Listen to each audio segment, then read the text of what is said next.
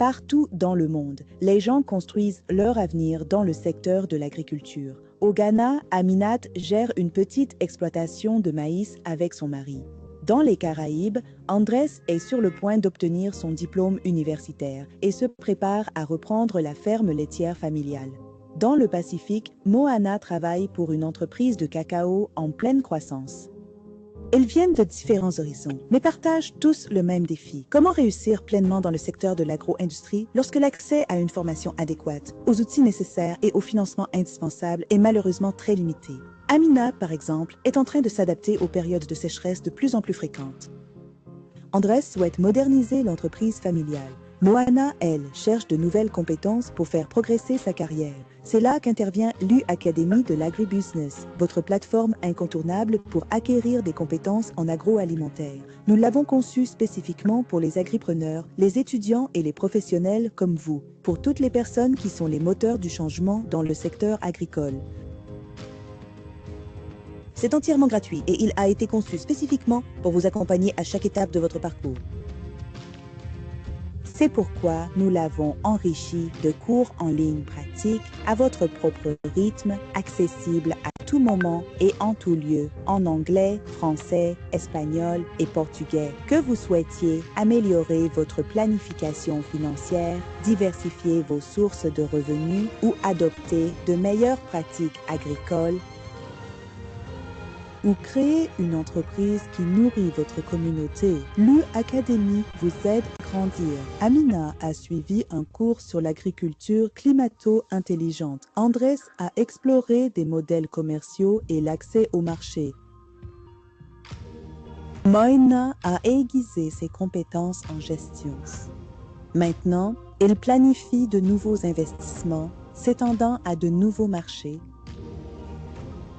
et mieux se préparer au changement climatique. Pour des femmes comme Amina, il s'agit de construire un avenir meilleur et plus stable pour leur famille.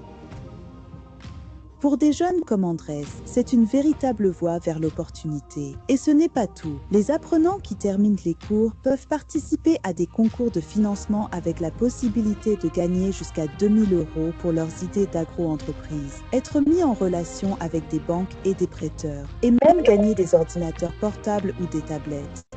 Car le succès, c'est bien plus que d'apprendre. Il s'agit d'assurer des revenus stables, de favoriser la croissance et de bâtir un avenir meilleur. Que vous soyez en train de démarrer votre activité ou que vous soyez prêt à la développer et à passer à l'échelle supérieure, l'U-Academy Agribusiness est incontestablement votre prochaine étape essentielle. N'hésitez pas à vous inscrire dès maintenant sur atanji.org.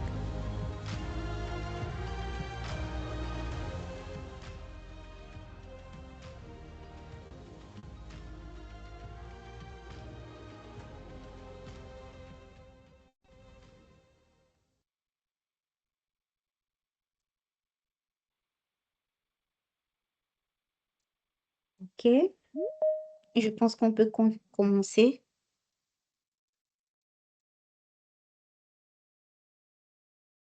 Bonsoir à toutes et à tous. Bienvenue à notre session de croissance et de mentorat. J'espère que tout le monde va bien aujourd'hui. Nous allons prendre un moment pour faire le point sur les 2 premières semaines du programme. Ces 2 semaines consacrées aux fondations nous ont permis de développer notre vision entrepreneuriale, comprendre l'agriculture comme une véritable activité économique et commencer aussi à réfléchir à la manière de structurer et de développer son entreprise. Donc, après notre deuxième semaine d'apprentissage, j'ai 3 questions pour vous. Ma première question, parmi toutes les notions abordées pendant les 2 semaines, lesquelles des notions que vous avez commencé à appliquer dans votre entreprise? J'aimerais savoir. D'accord, il arrive. Vas-y, on t'écoute. Qu'est-ce que tu as appris pendant ces 2 semaines? Qu'est-ce que tu as commencé à appliquer pour ton entreprise? Vas-y.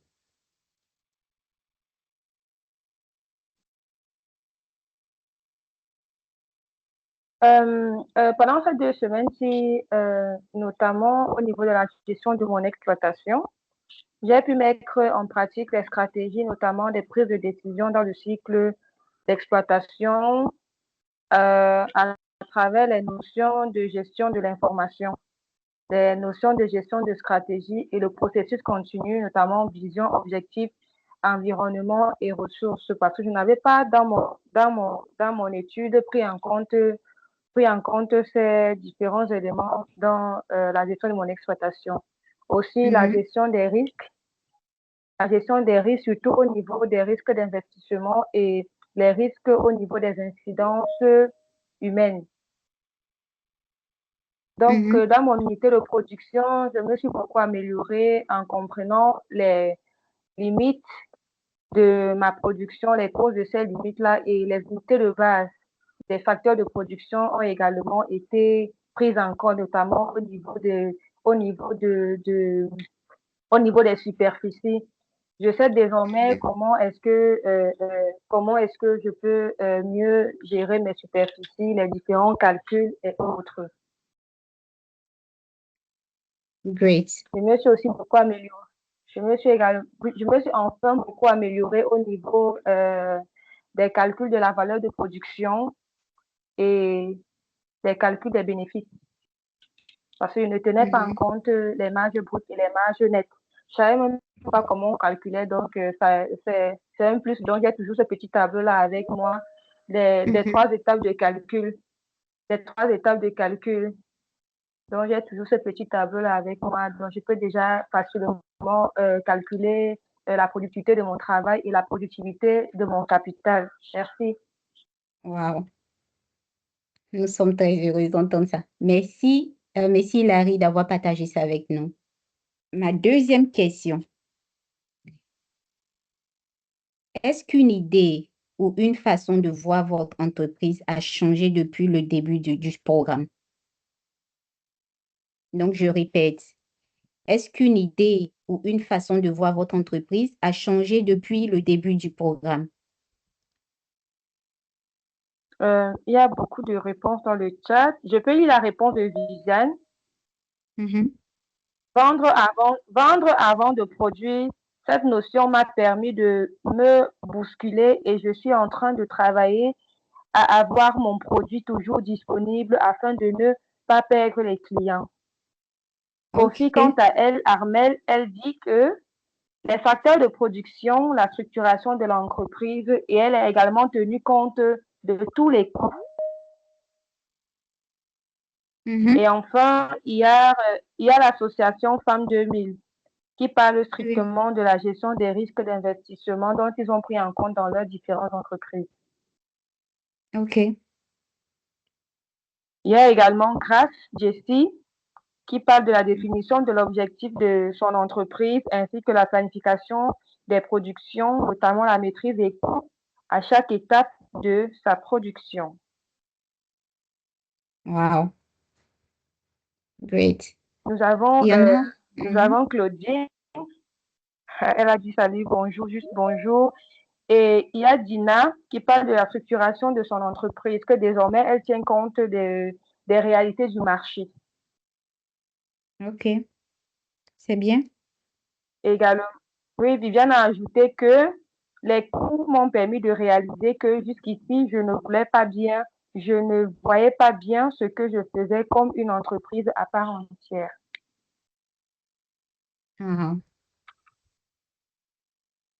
Association 2000 a ajouté dans son commentaire de la gestion de risques des investissements les coûts de production.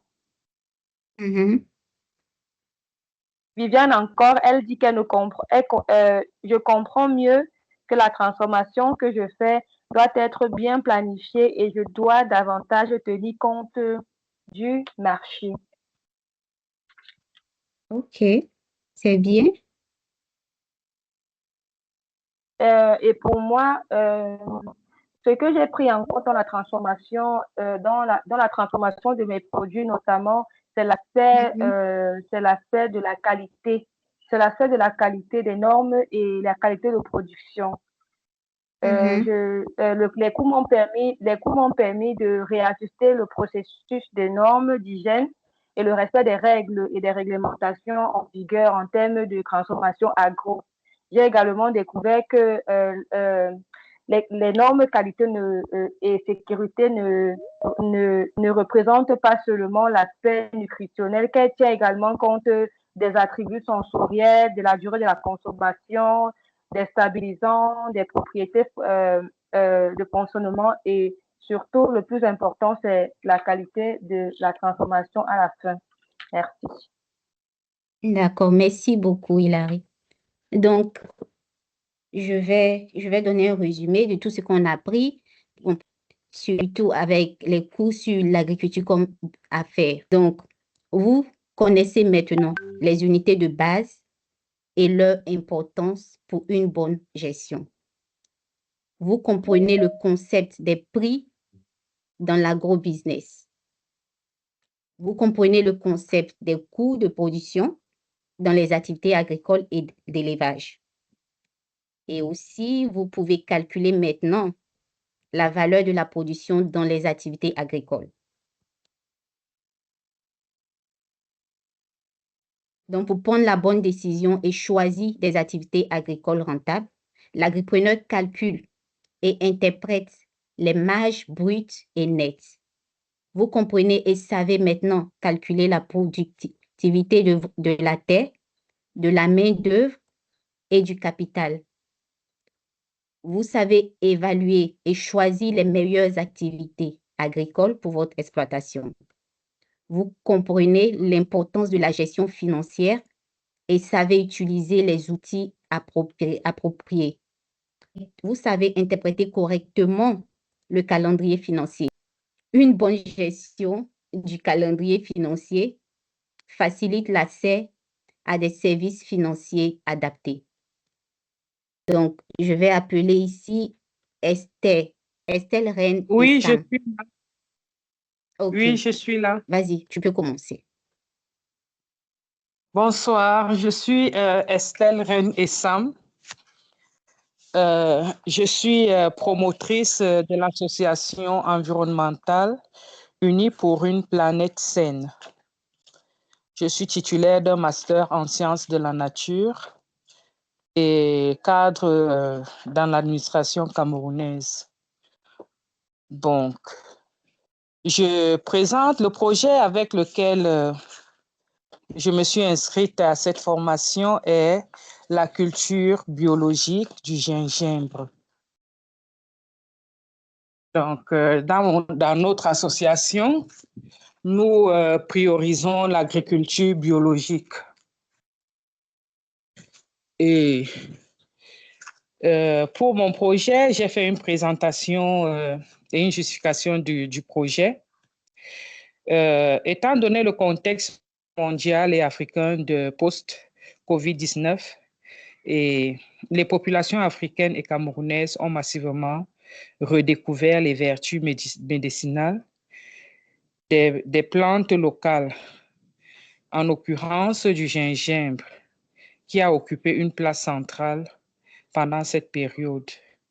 Et aujourd'hui, le gingembre est utilisé comme tisane, infusion, comme renfort immunitaire, et on l'utilise aussi pour la cuisine.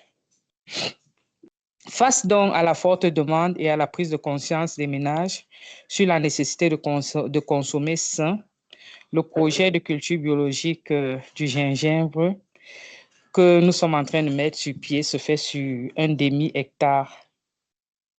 Bon, nous avons préféré commencer avec un petit espace puisque c'est la première fois pour nous de mettre sur pied cette culture. On a pensé qu'il fallait commencer avec un petit espace pour étendre plus tard si c'est si nécessaire.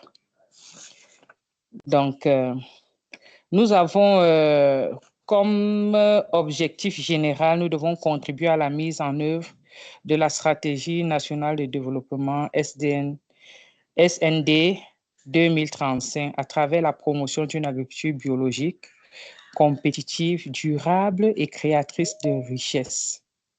Nous avons donc des objectifs spécifiques tels que accroître la production et la productivité du gingembre bio, la transformation structurelle de l'économie, accroître la production agricole et assurer une sécurité alimentaire.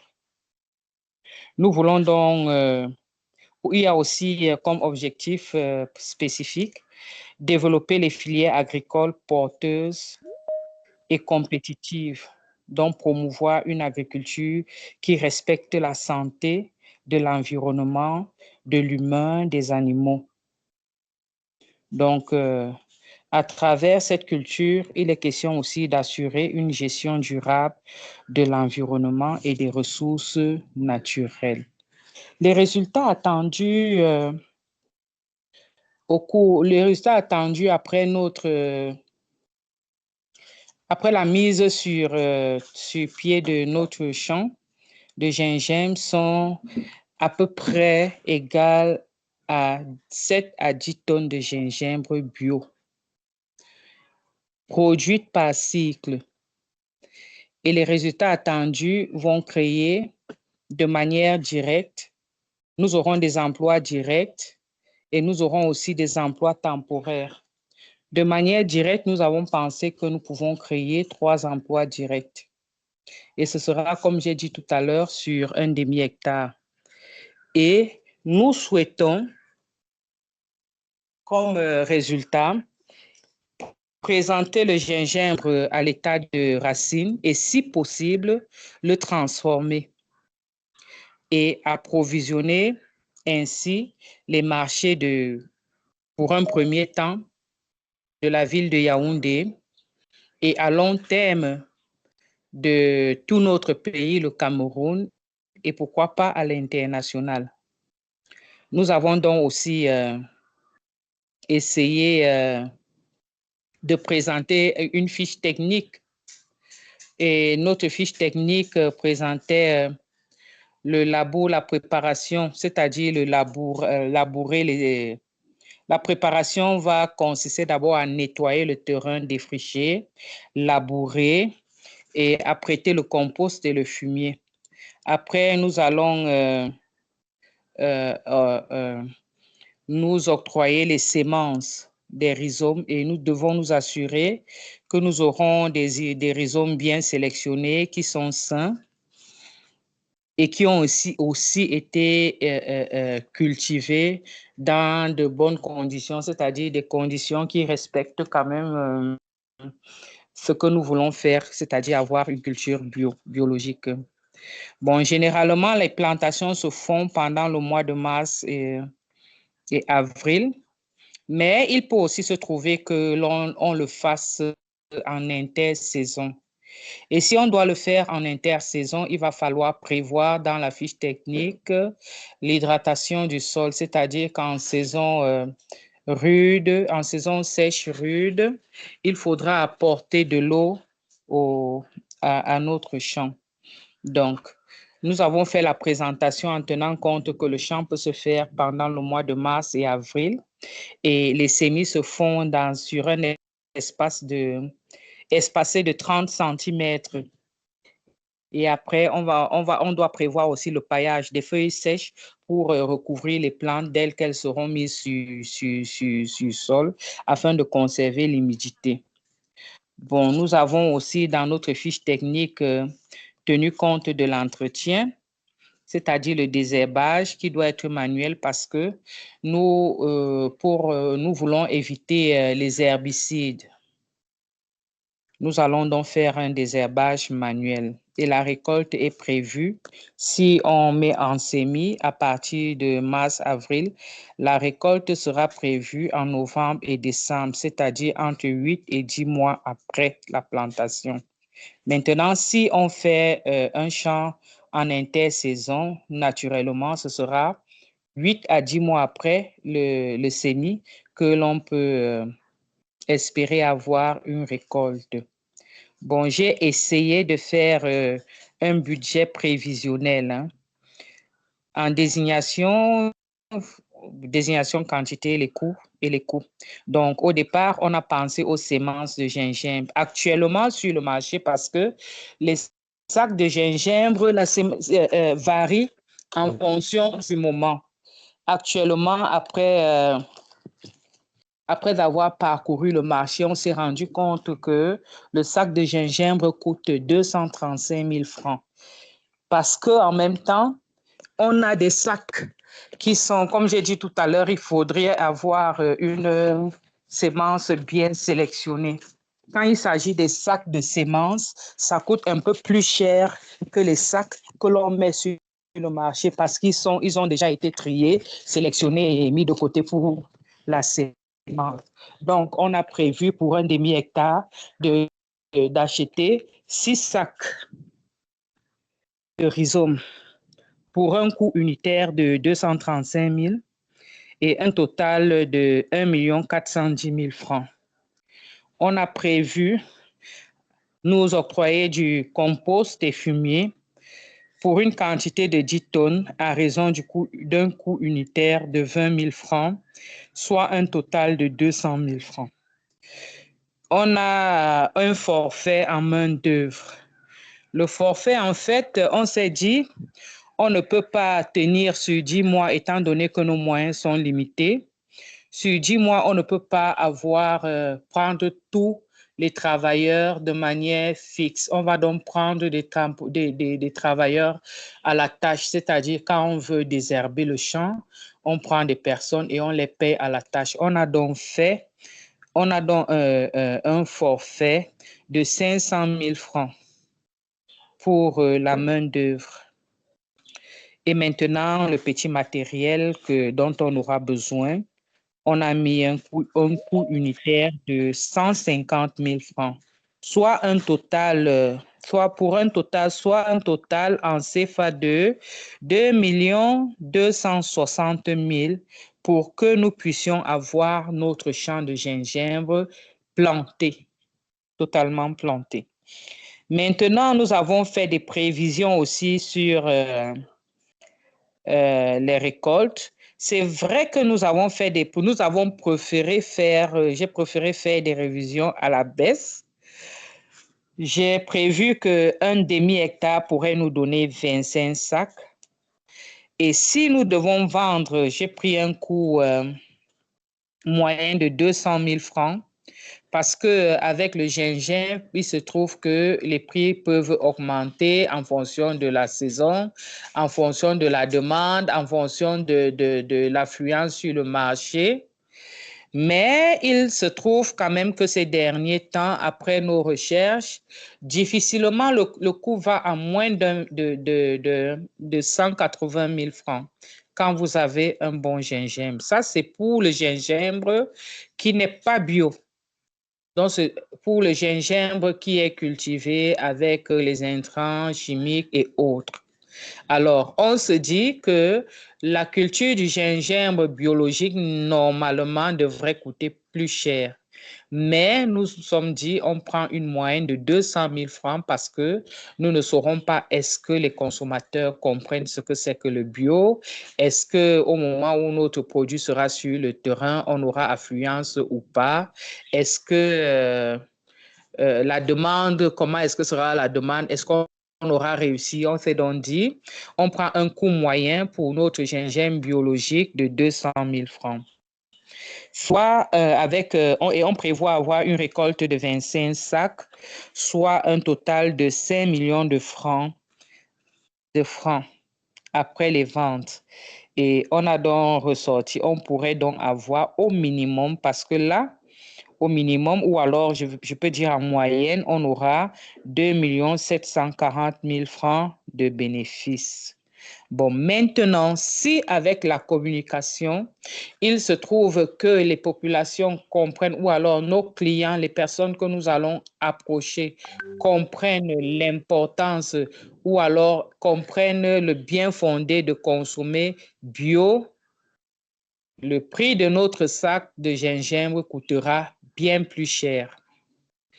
Si maintenant il se trouve que nous réussissions à faire une transformation de nos produits, et quand je dis transformation, on peut avoir la poudre de gingembre, on peut avoir des sachets de gingembre, pas forcément des paquetages de sacs.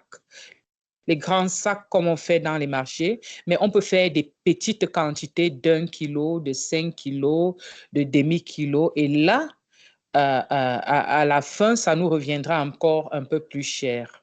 Donc, nous nous sommes dit, si nous vendons notre gingembre à 200 000, de toutes les façons, nous ne serons pas dans la perte. Mais il peut arriver que notre prix soit multiplié par 2 ou même plus en fonction du marché et de la communication que nous serons capables de faire de notre produit. Bon, pendant que j'essayais d'écrire quelque chose sur mon projet, j'ai ressorti un calendrier. Je crois que j'ai déjà parlé de ça, la préparation et tout, jusqu'à la récolte.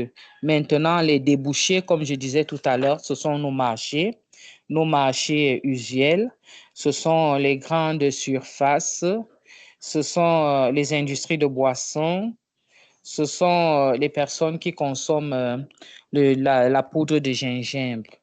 Donc, voilà les différents marchés que nous pouvons explorer, qui ne sont pas exhaustifs, que nous allons continuer d'explorer. On pourra même peut-être chercher, je ne sais pas, chercher une bonne catégorie de personnes. Par exemple, on va dire des personnes qui ont peut-être des problèmes de santé et qui veulent absolument manger bio et traiter directement avec ces personnes.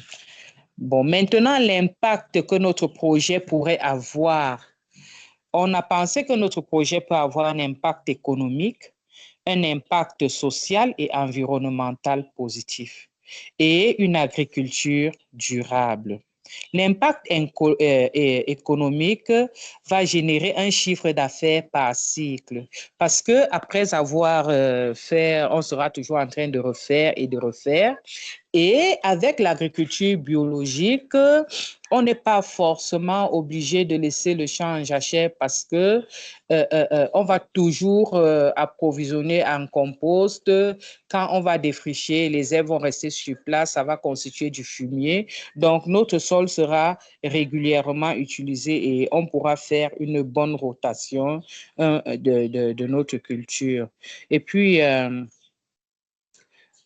le projet va aussi contribuer à la réduction des importations d'épices et à l'augmentation des revenus du promoteur et aussi de ses associés, parce que nous pensons que nous pouvons aussi travailler en collaboration avec les personnes qui déjà font une certaine transformation. Par exemple, le jus de gingembre, on peut se positionner comme étant des fournisseurs à leur niveau et puis les bénéfices seront forcément partagés.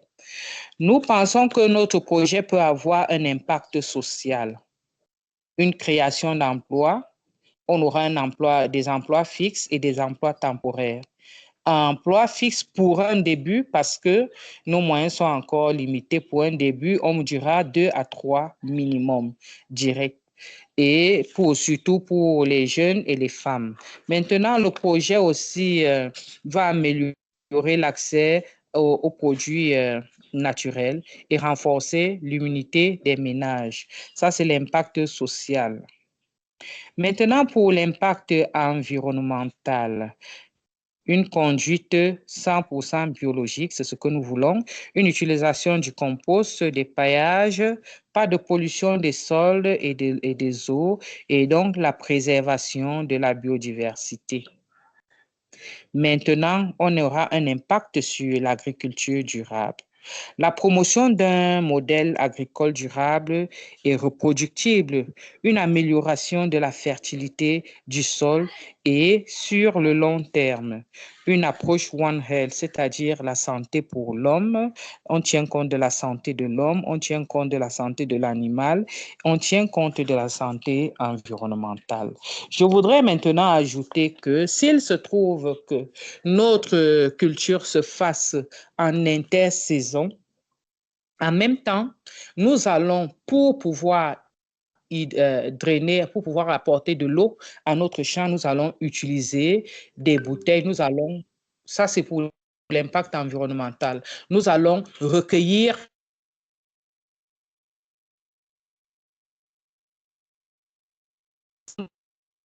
pour pouvoir pour pouvoir drainer notre champ. Donc, voilà ce que j'ai préparé. Je vous remercie pour votre attention. Bravo. Merci, merci à toi pour cette belle présentation. OK, merci. J'ai une question pour tout le monde. Qui parmi vous travaille également dans ce domaine? Il y a Titi Fueko. Il y a Titi Fueko qui travaille dans le domaine. Et la dame de l'association, oui, Titi a fait beaucoup de commentaires par rapport à ça. Elle dit que pensez-vous que la hausse du gingembre, la hausse du prix du gingembre va durer sur le long terme? Le Cameroun importe-t-il du gingembre? L'association a répondu que la production de gingembre bio varie de gingembre. La variété de gingembre est deux sortes, le gingembre blanc et le gingembre noir. Et elle conseille d'utiliser celui qui est bio, les résidus de récolte de maïs, les coques d'arachide, OK, de vache. d'accord. Il y a que Merci. Titi, en fait, qui travaille dans le domaine.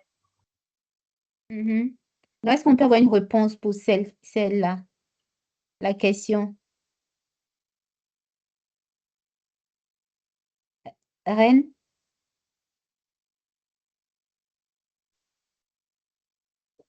Oui, je ne vous ai pas bien suivi. OK, Hilary, s'il te plaît, tu peux répondre à la question? Il y a une question qui a été posée dans le chat. Est-ce que tu peux nous répondre à la question?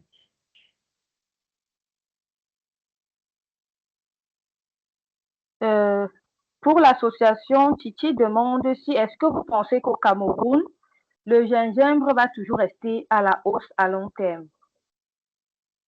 De façon exacte, pensez-vous que la hausse du prix du gingembre va durer sur le long terme? Et est-ce que le Cameroun importe-t-il le gingembre?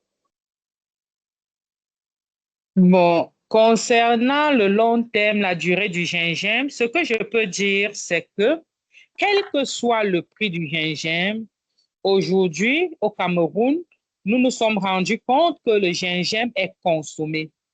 Vous allez voir, le gingembre est utilisé dans les confiseries, les bonbons, pour fabriquer des bonbons, pour agrémenter. De toutes les façons, nous nous sommes rendus compte que le gingembre sera toujours consommé, peu importe son prix.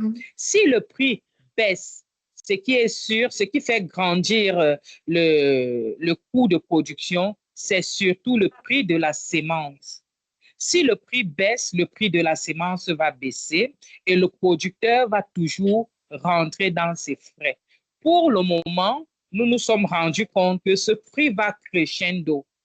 Est-ce qu'il va encore baisser? Je doute fort parce que plusieurs personnes, plusieurs entités entrent en contribution.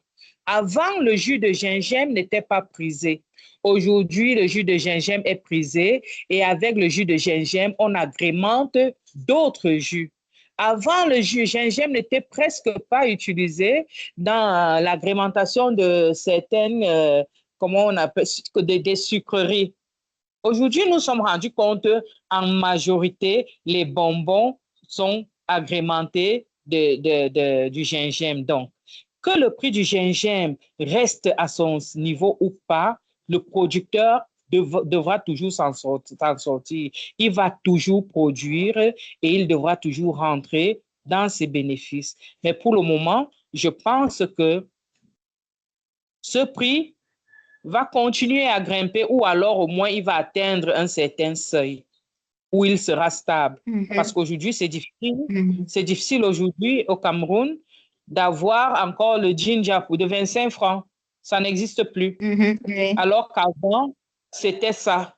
Le ginger était l'épice qu'on achetait facilement à 25 francs parce que ce n'était pas utilisé, ce n'était pas connu et tout. Voilà. Bon, maintenant, pour ce qui est de l'exportation. L'exportation ou l'importation?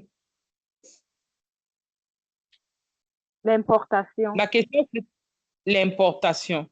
Je ne crois pas, à ma connaissance, je ne crois pas que le Cameroun importe le gingembre. Mais sur le marché, nous avons 2 semences, comme il a été décrit. Une semence qui est, on va dire, le Ndjidja blanc, qui est la semence traditionnelle, celle que nos parents utilisaient et tout.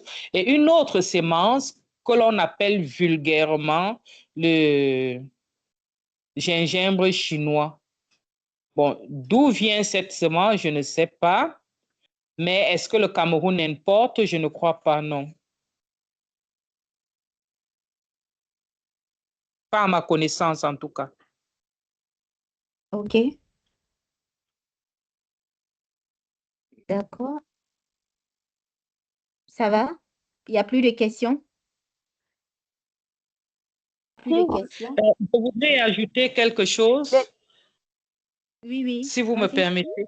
Oui, je voudrais ajouter Oui. quelque chose. Tout à l'heure, il m'a été demandé ce que les cours, est-ce qu'ils m'ont servi. Je voudrais aussi faire remarquer ce qui a vraiment attiré mon attention et peut-être quelque chose sur lequel l'agripreneur ne prend pas souvent assez de temps, c'est la surface réelle. Connaître la surface réelle, ça, je me suis dit, waouh, donc c'est si important de connaître la surface réelle de notre Effectivement. production, de notre ferme. Oui, oui. OK. Laetitia, Oui. je peux un peu lire les commentaires dans le chat. Oui, vas-y. Il y a des entrepreneurs qui font dans la culture du gingembre et ceux qui font presque dans la même production, la même culture que le gingembre. Notamment, Pascaline dit que elle, personnellement, elle est penchée dans la production du curcuma qui est à peu près comme le gingembre. Et ils ont le même besoin, mais actuellement, elle a essayé de mettre le gingembre en place de façon bio, mais au Burkina, le climat ne permet pas la production du gingembre. Il y a Titi qui nous parle de l'inflation du prix du gingembre. Elle dit que c'est dû au fait que sa productivité a baissé du fait de la maladie et non du fait de la hausse des consommateurs, bien qu'elle soit variée. Et moi également, je voulais ajouter que la hausse du prix du gingembre est principalement liée à la conséquence du Covid. Parce que avant le gingembre était produit par tout le monde, le gingembre traditionnel, comme elle a dit. Mais avec les recherches en médecine traditionnelle et même moderne, on a vu que il y a très peu de producteurs de gingembre, mais la demande est énorme. Ce qui fait que les praticiens qui ont besoin du gingembre pour faire la formule de Covid et également les pharmacies qui en demandent. C'est pour ça que les producteurs ont haussé le prix du gingembre. Et beaucoup de gens également ne s'intéressaient pas au gingembre parce que généralement, lorsque les gens veulent produire, par exemple, sur une chaîne de valeur précise, ils font l'analyse des chaînes de valeur et des systèmes de marché pour voir si effectivement la spéculation choisie sera porteuse dans le métier parce que au final, on produit pour obtenir du gain, pour avoir un peu d'argent. Et s'ils se sont rendus compte que le secteur du gingembre n'est pas vulgarisé ou alors n'a pas une inflation, alors beaucoup de gens n'ont pas la main mise dessus, ils vont aller vers d'autres spéculations, notamment maïs, manioc et poulet de chair, beaucoup plus ici au Cameroun. Mais sinon, avec la demande au niveau de la médecine traditionnelle et moderne, de plus en plus les gens s'intéressent à la culture du gingembre. Il faut simplement que beaucoup de gens s'intéressent encore à ça comme avant pour que cela soit pour que ça atteigne un certain seuil de productivité et de compétitivité ici au Cameroun. Je voulais également ajouter ça dans les recherches de l'association. Merci beaucoup, Hilary. Bien. OK. Est-ce que nous avons d'autres interventions ou des questions? S'il n'y en a plus, nous allons... Bonsoir. Oui. Bonsoir, madame. Oui, c'est Madame Ouedraogo Chantal de l'association Femmes de Mythe du Burkina. OK. Moi, je voulais intervenir par rapport au gingembre bio. Il y a Mhm, premièrement le choix du variété. mhm, mhm, Il faut connaître quelle variété est cultivée et quelle est mhm, l'offre de la demande sur le marché. mhm. Ok. Et j'ai vu qu'on a posé la question à savoir, est-ce que il y a l'exportation du gingembre? À ma connaissance, au Cameroun, il y a une débouchée d'exportation du gingembre puisque j'étais à un atelier en Allemagne avec des Camerounais. Mhm. Ils disaient que le gingembre est bien exporté dans le pays, y compris le Ghana, y compris le Kenya. Oh, ok.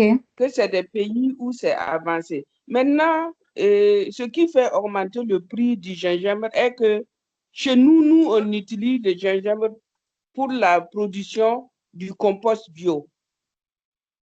Oh, je vois. Donc, tous ces Mhm, éléments font que le prix ne fait que augmenter. mhm. Si vous utilisez ça pour faire du compost bio, à 21 jours, vous mettez dans votre champ, vous n'avez plus de problème. Également, on utilise le gingembre pour faire le biofertilisant. Ok. En cas d'attaque des insectes, nous, on pulvérise ça à partir du gingembre avec le piment. Donc, tous ces éléments font que le gingembre, son prix augmente. Et puis, bon, pour que ça soit rentable, il faut connaître la variété. Ce Je qui est vois. noir est plus demandé que ce qui est blanc. Mhm. Ok. Actuellement, il y a les Indiens qui sont sur le marché qui demandent beaucoup le gingembre.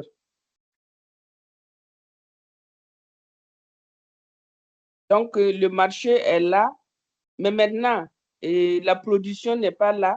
En dehors du Ghana et en dehors du Kenya, où il y a trop de gingembre. Il y a d'autres pays qui essaient d'expérimenter. Même le Burkina,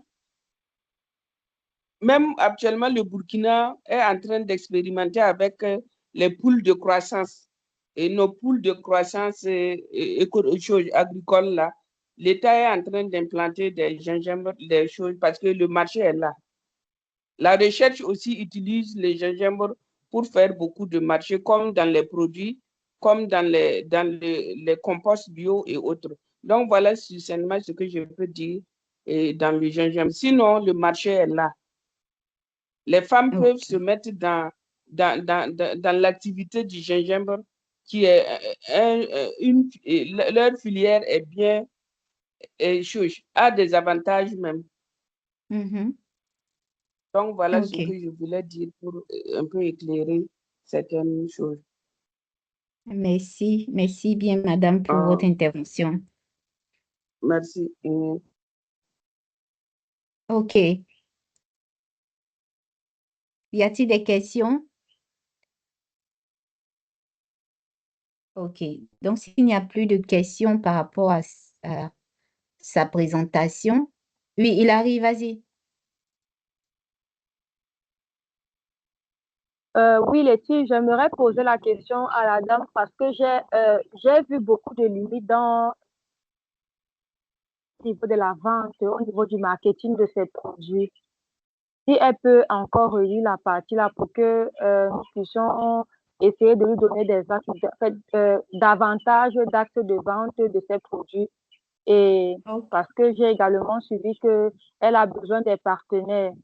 Dans la région de l'Est Cameroun particulièrement, nous avons déjà proposé une étude des systèmes de marché de presque tous les produits.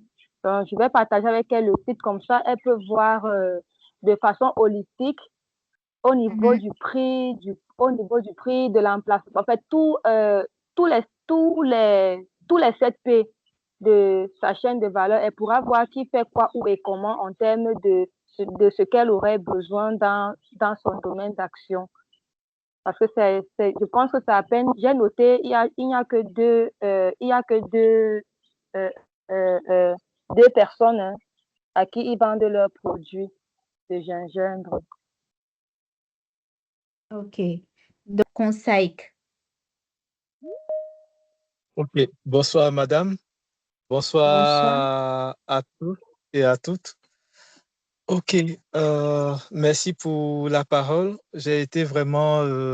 bon, c'est vrai que les 2 premières sessions, je n'y étais pas parce que j'étais dans une zone non couverte. Et ce moment est vraiment enrichissant, surtout suite à la présentation de celle qui me précède. Donc encore merci pour ce programme enrichissant. Ok, passons au projet qui m'a poussé à candidater, sinon qui m'a servi pour candidature. Il s'agit ici de la valorisation de la pomme de cajou. Au fait, ici, et les produits saisonniers, les produits agricoles saisonniers. Et donc, d'où l'appellation du projet Solar Froid Intégral. Ici, le concept, c'est de pouvoir faire la valorisation de tout ce qui est produit agricole à travers une chaîne de froid, mais aussi à travers une chaîne de transformation. Et donc, pour la phase 1, qui est la chaîne de transformation, c'est la mise en place d'une usine mobile qui va vers les producteurs, vu les caprices de la pomme de cajou elle-même, qui, au fait, a du mal à se conserver longtemps. Donc, une usine mobile qui se déplace en vue d'être beaucoup plus proche des plantations et faire la transformation de la pomme en produit semi-fini. Produit semi-fini ici, c'est au jus pasteurisé et également l'obtention également de la pulpe. Donc, ces 2 produits sont stockés ensuite dans des fûts aseptiques en vue de prolonger la durée de conservation jusqu'à environ 12 mois. Et la cible première est l'industrie cosmétique, l'industrie de fabrication de boissons et également l'industrie, comme on appelle ça, dans le domaine de l'alcool, en pharmaceutique, je veux dire. Donc, après cette première phase, l'idée est d'aller jusqu'à une usine fixe qui pourra transformer sur place le produit semi-fini en produit fini, à savoir le jus en nectar à base de pommes de cajou, le vin, la liqueur, bon, qu'on appellerait sous d'autres cieux le Fandi, aussi au niveau de toujours du jus, fait également du vinaigre et encore du bioéthanol. Parce que la demande en bioéthanol ici, comme on peut auprès de notre raffinerie au niveau sous-régional, la CI, en forte croissance également. Et au-delà de cela également, il y a d'autres industriels qui également frappent la plupart du temps à la porte comme on peut l'appeler, en vue d'en acquérir. Donc, au-delà du jus, utiliser la pulpe qui a été soigneusement conservée pour faire soit de la confiture ou encore des entrants dans l'alimentation du bétail et également du bio-emballage. Donc ça, c'est dans la seconde phase, c'est ce qui est visé.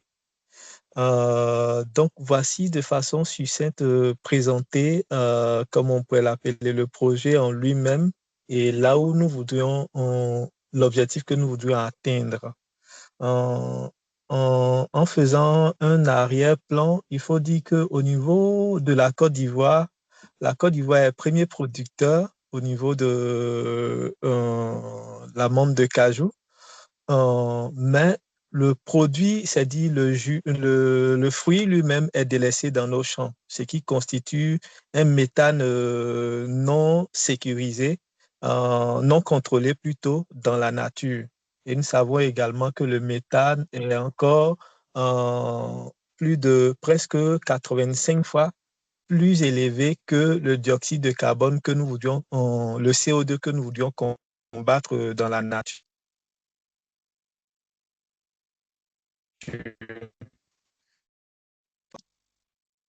freiner ou encore lutter contre le réchauffement climatique.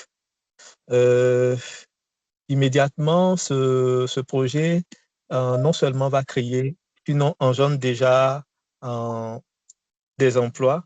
Pour la phase 1, nous avons déjà 10 personnes qui sont engagées dans le projet pour pouvoir atteindre d'ici en 2027 les tout premiers résultats comme on appelle ça, du jus pasteurisé et également de la pulpe conservée. Donc, voici un peu de façon résumée ce que je tenais à présenter vu que le temps est contre nous. Voilà, c'est ce que je pouvais présenter sur le projet Solar Froid Intégral de la part de CONSA. OK, d'accord. Merci Oui. comme ça pour, pour le partage. Est-ce que vous avez des questions pour comme ça?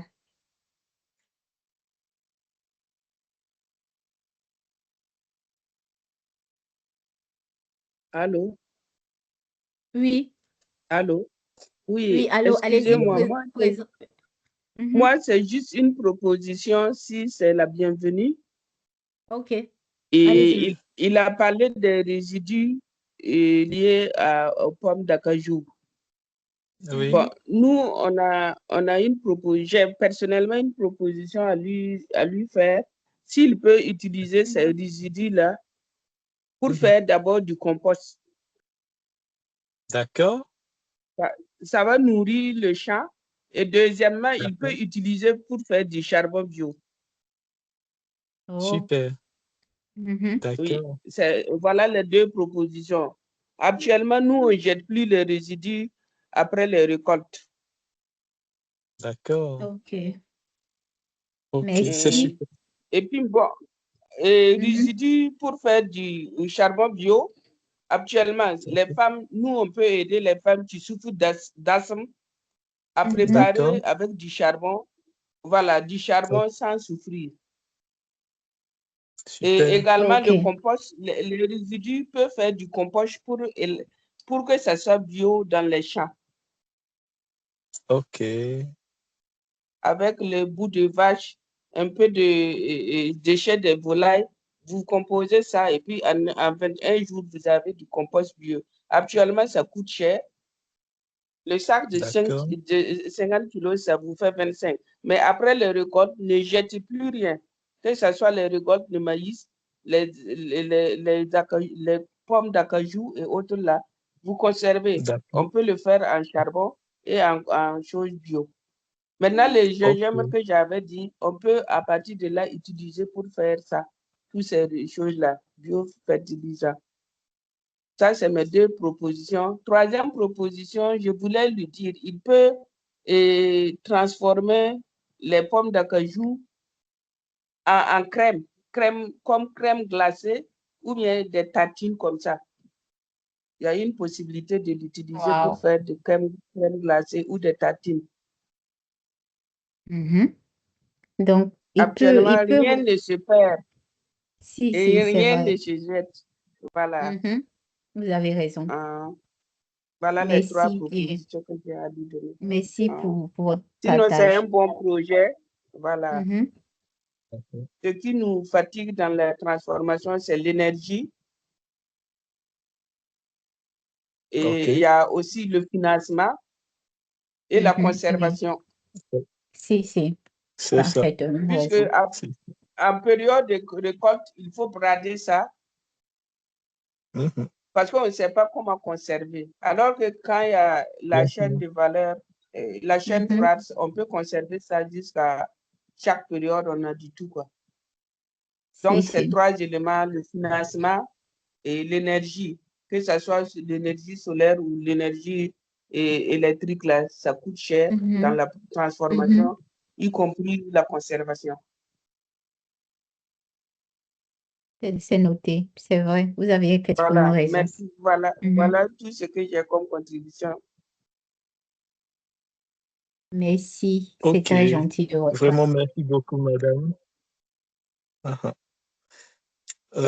Donc, vous, Madame Aussi, permettez Laetitia, Madame Laetitia, oui, oui, bonsoir, c'est Konaté depuis le Bénin. ok, Je voulais allez-y. donner une valeur de plus au produit de M. Consa. D'accord, allez-y.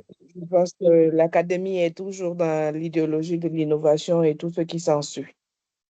Monsieur C'est ça? Consa, les déchets des pommes d'acajou, vous pouvez faire une transformation du vinaigre aromatique à partir des déchets par un processus de macération de 6 mois. Et puis après, vous faites les filtrations. Vous aurez des vinaigres localement faits qui vont sortir de l'ordinaire que des vinaigres standards qu'on a. En fait, moi, je fais cette production avec les herbes aromatiques, de l'ananas, de la mangue, et puis j'ai une amie qui le fait aussi à partir des déchets de pommes d'acajou. Donc, ça sera une valeur ajoutée à vos produits. Wow, très bien. Merci, madame. Merci pour votre partage. Je vous en prie. Conseil? Allô? Monsieur Conseil, est-ce que vous m'entendez? oui, je vous entends. Je vous entends. Ok. Au fait, j'avais perdu, mais je vous entends. Ok, je tiens à remercier nos deux intervenants. Je dirais que c'est très enrichissant ce partage et j'ai pris bonne note. Aussi, c'est possible de pouvoir poursuivre la communication avec elle. Est-ce que c'est Mhm. possible? Si, c'est De sorte possible. à partager dans le clavardage C'est mon le adresse but de ce email et puis si c'est programme. Oui, c'est d'accord, le but, d'accord, exactement. c'est bien noté. Il faudrait D'accord, échanger vos idées, d'accord, oui, d'accord. mhm, Ok, et c'est vos bien noté. expériences. Donc, Oui. Ah, d'accord, c'est super. Donc, je laisse mon adresse email dans le clavardage et puis espérant avoir les leurs pour pouvoir poursuivre l'échange. d'accord. Est-ce que vous êtes sur notre page WhatsApp, le groupe Oui, WhatsApp? je suis sur la page, oui, oui, oui, oui, oui. Je suis sur la D'accord. page WhatsApp. OK. C'est parfait. OK. Ok. Et donc, Aussi, je voudrais merci pour savoir, votre... excusez, Oui. est-ce que, Allez-y. comment on peut, ces sessions sont enregistrées pour Oui. pouvoir les réécouter dans la suite? Oui, les sessions sont enregistrées. Et donc, on y va. C'est bon. Bonsoir. Bonsoir. Grâce Jessie. C'est ça? C'est Non, c'est Grâce Bernadette Bidois. C'est Bernadette Bidois. Bernadette. Désolée, OK, donc oui, après, je me suis pas désolée. enregistrée. Vas-y. Mhm. Bon, moi, c'est Bernadette Bidois. Nous sommes dans la transformation agroalimentaire. Nous transformons beaucoup plus le manioc que nous allons transformer en bobolon. Je ne sais pas si vous connaissez le bobolon, on appelle bâton de manioc. C'est le Oui, manioc oui. fermenté. Mhm. Le manioc fermenté. Et nous avons également le couscous frais, dont on appelle ici le watafoufou. Et il y a également le tapioca. En fait, nous transformons le manioc avec plusieurs de ces dérivés. Et il s'est avéré qu'en transformant le manioc, nous générons beaucoup de déchets parce que les épluchures, là, ça fait vraiment des mondices de déchets. Au point où nous nous sommes dit, qu'est-ce que nous pouvons faire avec ces déchets-là? On a trouvé un moyen de les transformer et actuellement, nous transformons ces déchets-là en charbon écologique. Et ce charbon écologique nous permet de faire nos cuissons également. Et dans notre transformation, nous avons également d'autres produits tels que le gingembre qu'on a parlé tout à l'heure, dont on a parlé tout à l'heure, mais nous le faisons en thé et en poudre. Il y a également la citronnelle. La citronnelle, nous transformons également la citronnelle en thé. Donc, en gros, nous transformons les produits agricoles en leurs dérivés tels que j'ai cité, le bâton de manioc, thé de citronnelle, thé de gingembre. Il y a également la pâte d'arachide. Et ce qui nous intéresse plus, c'est qu'on a pu gérer nos déchets parce que les déchets étaient un véritable calvaire pour nous. Et nous pouvons maintenant, nous avons une valeur ajoutée, ce charbon écologique-là. Bon, je ne vais pas trop m'attarder. C'est un peu ça notre activité en gros. OK. Merci d'avoir partagé avec nous. Est-ce que vous avez des questions pour elle?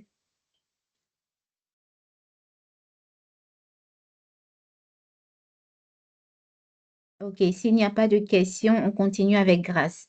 Grace, vous avez la parole.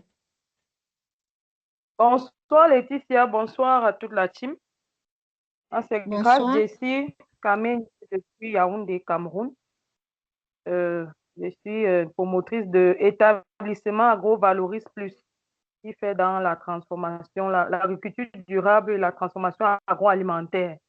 Notre produit phare, c'est le champignon que nous cultivons depuis pratiquement 2 ans et OK. que nous avons, nous avons réfléchi sur des moyens de le transformer, le valoriser, notamment à travers un releveur de goût naturel à base de champignons que nous avons mis sur pied, que nous a valu un brevet d'invention de l'OAPI, et aussi les bouillies infantiles enrichies aux champignons.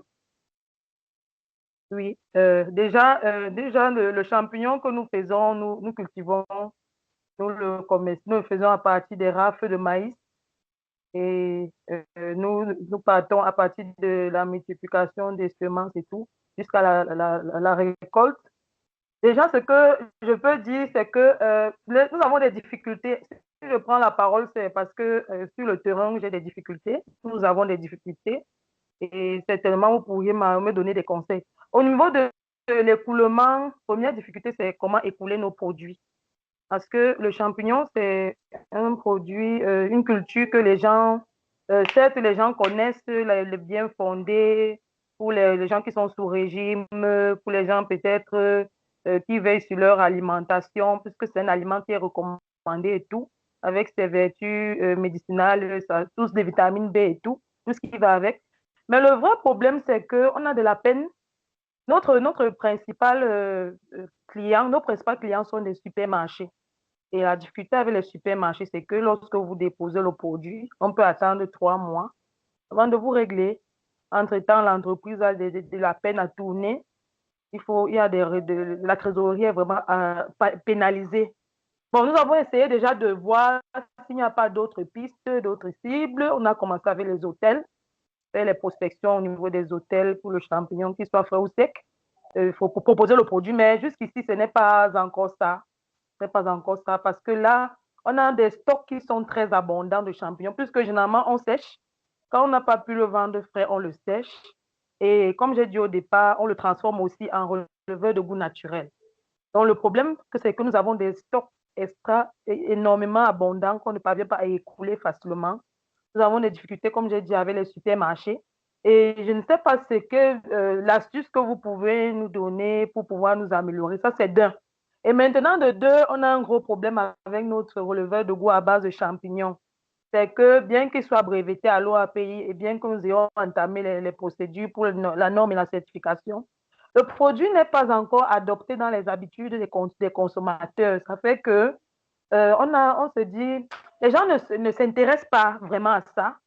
Et je ne sais pas si vous pouvez me venir en aide avec des conseils ou bien des recommandations à ce sujet. Merci. Je ne sais pas, je voudrais apporter quelque chose Allô, Oui, allô, donnez-nous votre c'est nom. Bernadette, OK. Bernadette Bidois. Je voulais un peu Mhm, de Air Jomat. Je voulais un peu aider la sœur qui vient de parler là tout à l'heure. Elle mhm. parlait de la commercialisation des champignons. Pour ma petite expérience et ce que moi j'ai vu les champignons se commercialisent vraiment très bien. Je ne sais pas si elle participe souvent aux foires. J'ai vu des dames qui produisaient des champignons, je vous assure. C'est pas le genre, elle va vendre cru. Elle les met, comment je vais dire, elle fait elle braise, elle fait le barbecue, voilà, le barbecue de champignons. Je vous assure, Mhm. les gens s'alignent pour manger des brochettes de champignons, voilà. Oui, Donc, oui. Mhm. moi, je crois que l'astuce, c'est d'avoir des points de barbecue de champignons, Si, des si. brochettes, les faire Mhm. en brochettes et je vous assure, ça passe. Moi, j'ai vu ça. Donc, c'est un peu ça. Moi, je crois que voilà une astuce, elle peut développer ce côté-là pour vendre rapidement ses champignons. Elle peut Si, si. également, je sais pas comment elle les Et vend frais voilà. aussi. Oui, merci beaucoup, Allô? madame. Généralement, je lève en frais. Je vais intégrer ce que vous venez, l'idée que vous venez de donner en termes de brochettes de champignons. Je vais intégrer ça. Merci beaucoup. Excellent. Ok. Mhm. Moi, j'allais faire une proposition pour elle. Letty? Oui, il y a quelqu'un Oui. là-bas qui parle. Oui. Mhm. Je Vas-y. dis, je voulais faire une proposition pour elle.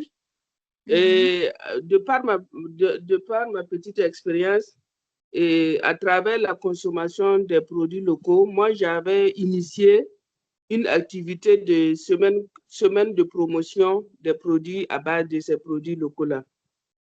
Donc, à travers la semaine, vous faites des différents plats à partir de ces mets-là, de ces choses, de ce produit. Il y a des différents plats à partir de ça. Et quand vous faites ça, vous invitez les ministères de tutelle de venir à votre semaine promotionnelle. Et quand ils viennent durant la semaine, là, vous les proposez dans les différentes choses et dans les différents plats. Et une fois qu'ils viennent faire cette semaine-là, c'est pas facile. Ça, vous souffrez en termes de temps, en termes de promotion. Bon, et également, il faut qu'ils s'approchent des pharmacies. Les pharmacies aussi vous aident à faire ces promotions-là parce qu'il y a des gens qui ont besoin, mais ils ne savent pas où se trouve votre produit. Sinon, je sais que le champion est bien consommé par rapport à beaucoup de pays. Et encore, il y a les médias, il y a les pharmacies et il y a des praticiens qu'ils peuvent approcher pour ces genres de produits-là. Eux, ils payent pour associer à leur produit, à leur production de produits.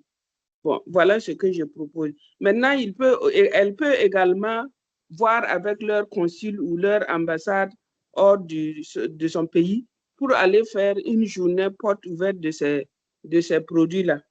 À Mhm. travers les consulats, les ambassades, ça aide aussi. Moi, je l'ai fait en Côte d'Ivoire et ça a été une activité. Et actuellement, il y a des gens qui sont à Hambourg, à partir du Mhm. Burkina, pour faire la promotion de ces mets-là là-bas. Donc, OK. à partir de nos consulats ou autres là, si vous avez un partenariat, vous partez. Le départ, c'est une pète. Mais une fois que vous arrivez à surmonter ça, bon, vous allez avoir des sponsors qui vont vous aider à franchir le cap et puis la promotion sera très, très, très fiable. Bon, voilà ce que je propose de par ma petite expérience. Merci. Merci beaucoup, OK. madame. Merci. D'accord. Il y a... Non, Al- effectivement, je voulais parler, mais beaucoup de collègues ont déjà dit ce que j'avais à dire. Et pour résumer, c'est qu'elle a vraiment, pour écouler ses produits, elle doit revoir un peu sa stratégie marketing et elle doit beaucoup s'informer sur les produits parce que le champignon est le produit le plus consommé. Si elle est au Cameroun, le plus consommé. Et puis, les statistiques démontrent que la demande est très élevée, même par rapport au maïs et au manioc. Le champignon est très, très demandé. Si elle peut se rapprocher soit du MINCommerce ou alors du MINSanté, Ce sont eux qui avaient même récemment lancé un appel massif d'achat des produits tels que le champignon et le curcuma. C'était les deux produits-là. Comme ça, elle essaie un peu de voir. OK. Merci, Hilary. Il y a Céleste aussi qui a mis dans le chat, elle a dit she can dry the mushroom and sell. Donc, tu peux aussi faire sécher les champignons et les vendre. Oui. Je ne sais pas si tu le fais déjà. Allô? Oui, madame, je le fais déjà. Oui, je le fais déjà. Je le fais OK, déjà, mais d'accord. Ça, c'était l'intervention de Céleste. OK. Y a-t-il des questions? Donc, comme vous le voyez sur l'écran, nous rentrons dans la semaine 3 et 4. Et donc, pour les 2 semaines à venir, la semaine 3 et 4, nous l'avons appelée les semaines de valeur. OK?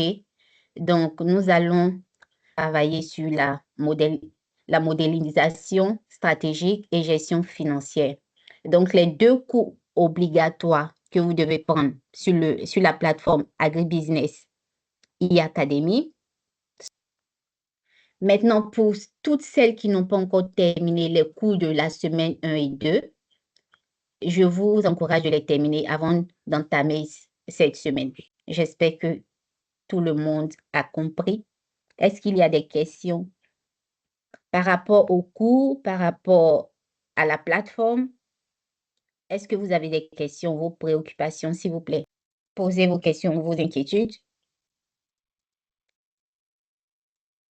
Et les difficultés techniques que vous rencontrez pendant l'apprentissage.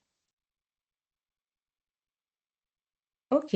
Donc, prenez les cours et terminez-les surtout. OK, donc nous allons clôturer maintenant.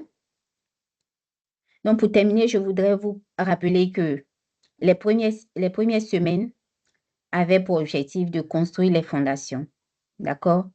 Donc, au cours des prochaines semaines, nous allons aller plus loin nous allons voir comment améliorer votre production, créer davantage de valeur, accéder au marché et faire grandir vos entreprises. Notre prochaine session est le mercredi prochain. Vous savez déjà les cours que vous devez suivre et s'il n'y a plus de questions, je pense que nous allons terminer la session d'aujourd'hui. Merci et bonne soirée à vous.